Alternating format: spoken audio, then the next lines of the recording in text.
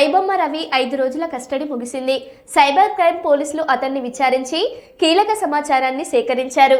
Ravi network స్నేహితుల లావాదేవీలపై పోలీసులు కీలక లీడ్ సంపాదించారు. 5 రోజుల కస్టడీ పూర్తి కావడంతో నాంపల్లి కోర్టులో రవిని హాజరుపరిచి చెంచల్గూడ జైలుకు తరలించారు. రవి బెయిల్ పిటిషన్పై ఈ రోజు విచారణ జరగనుంది. రవి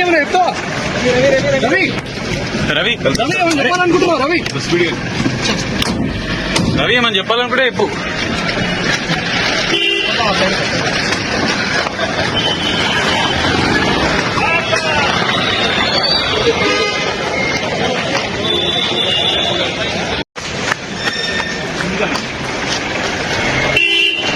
రవి ఏమని చెప్తావా? రవి ఏమైనా చెప్పాలనుకుంటున్నావా? రవి రవి ఏమైనా చెప్తావా? రవి రవి రవి ఏమైనా చెప్పాలనుకుంటున్నావా? రవి రవి ఏమని చెప్పాలనుకుంటే చెప్పు.